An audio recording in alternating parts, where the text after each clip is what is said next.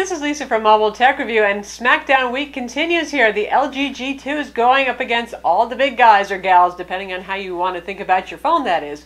Right here, the LG G2. Right here, the HTC One. Both top smartphones, flagship Android phones, if you will, that are going to be available on every major U.S. carrier. And we're going to look at them now and see which one's better for you. Here we are with another Smackdown. LG G2, the aggressive new phone on the market, just wants to go head-to-head with every other major phone available right now, at least Android phone for now.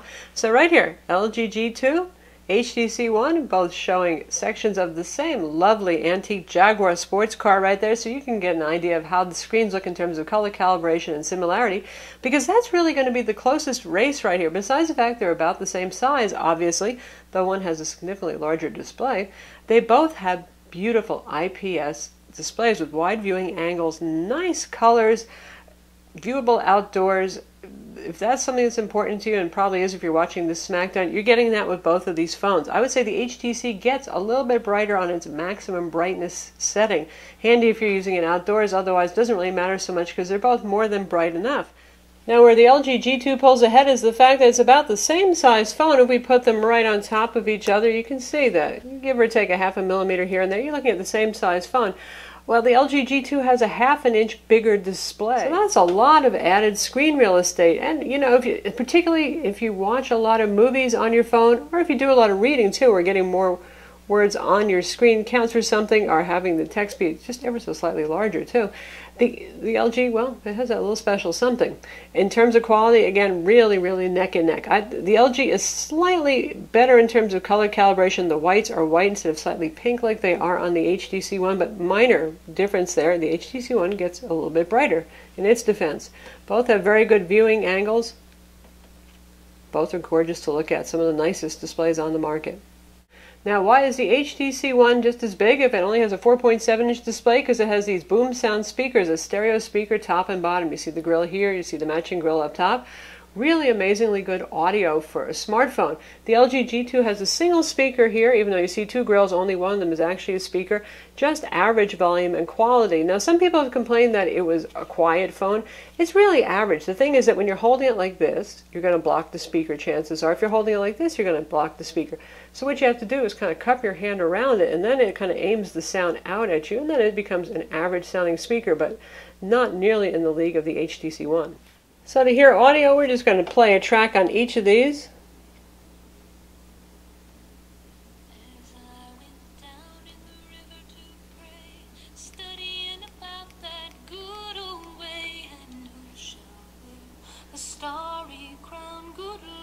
Sounds beautiful, doesn't it? It doesn't sound like a phone at all.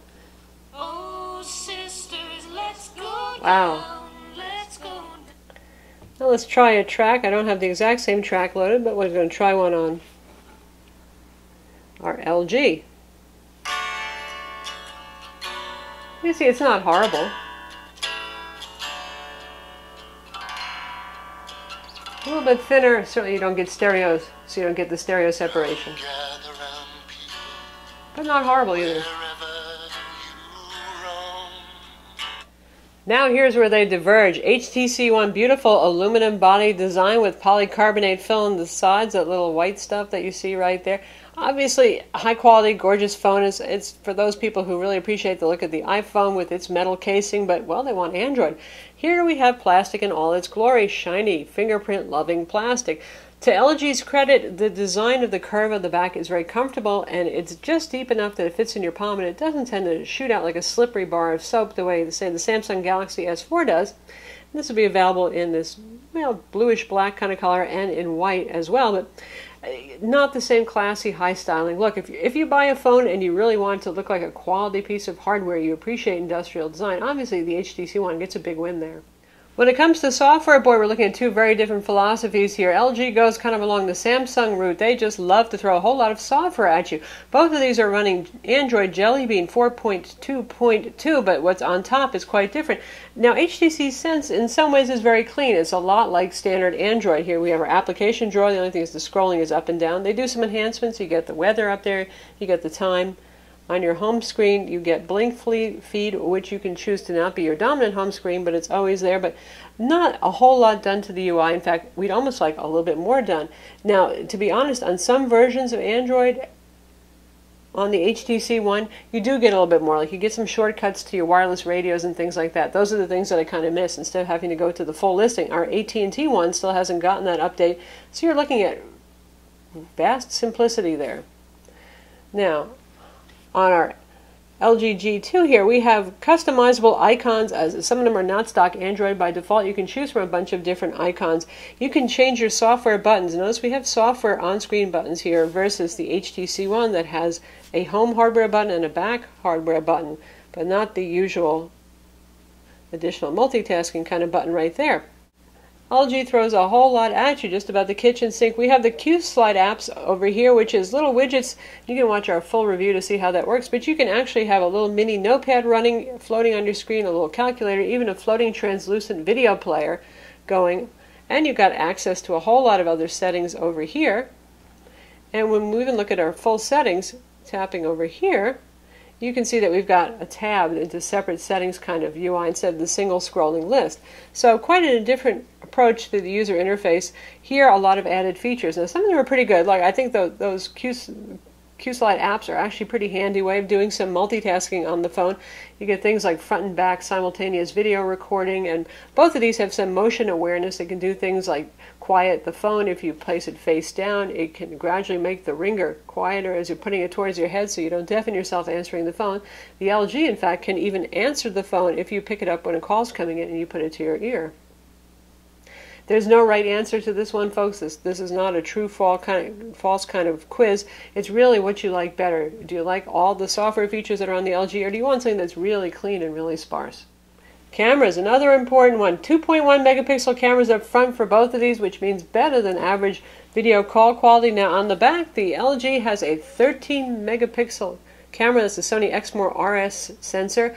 Really, really good camera. LG does some good camera software. They do just a good job with the camera. Traditional megapixels on this, but that's important for those of you who are taking pictures that you want to print in larger format, or you're using them for professional or semi-professional reasons. For example, I often use my phone to capture a picture of some product when I'm at a trade show and I don't have my regular camera handy, or if I'm taking a sneaky stealth shot of maybe an unannounced product.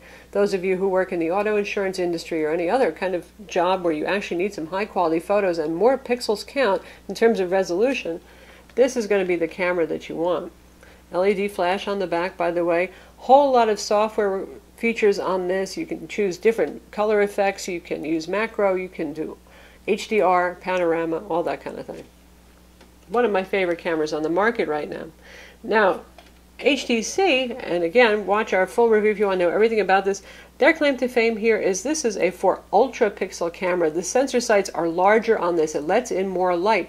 So you're getting more data on the image sensor than you would with traditional cameras. So I would still say I wish they had gone with a little bit higher resolution on that. Not 4, maybe 8, like Apple's doing with the iPhone 5S. So you get kind of the best of both worlds there. You get something you could work with more with print and for semi-professional, professional purposes.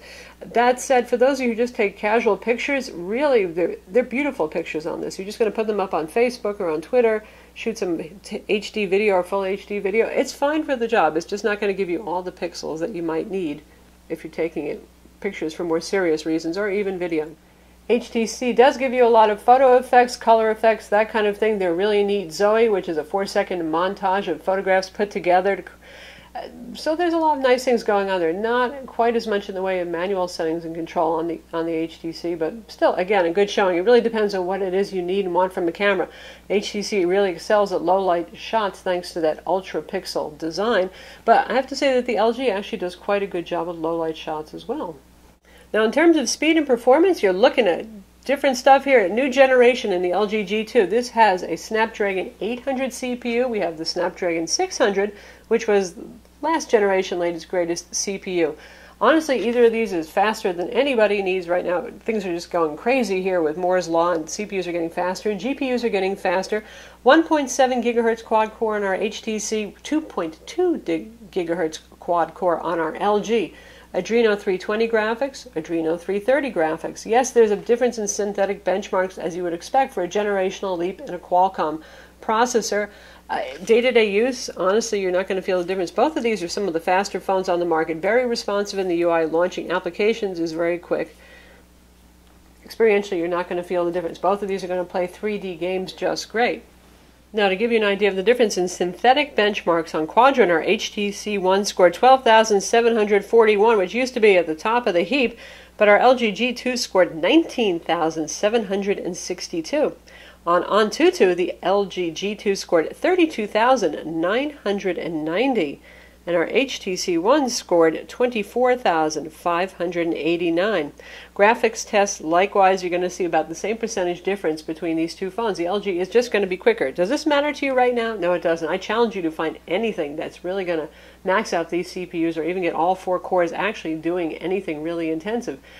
But at the end of a 2-year contract, when goodness knows the Snapdragon 1200 is out at that point and you're starting to feel kind of left out, and especially those marketing people are going to make you feel like you need a new phone, the LG G2 will have a bit more punch. It's probably still going to play 3D games a little bit better 2 years down the road than will the HTC One. For those of you who don't play demanding 3D games and you just do everyday stuff on your phone, honest to goodness, they're both plenty good enough. Call quality on both of these phones is excellent. There's some of the top voice phones right now that you can get on the market, so there's no winner here. Data speeds are likewise have been the same for us. We've tested out several different carrier versions of these, and I can tell you you're going to get the same excellent LTE data speeds on these phones. Both have Wi-Fi 802.11ac, the latest Wi-Fi standard. They're both dual band. You get Bluetooth 4.0, you get NFC, you get a trusty GPS that works just fine. So all the core specs are going to be the same in that respect. They both have 2 gigs of RAM. Neither of them has expandable storage. With the HTC, you get 32 gigs of storage. With the LG G2, you get 32 gigs of internal storage.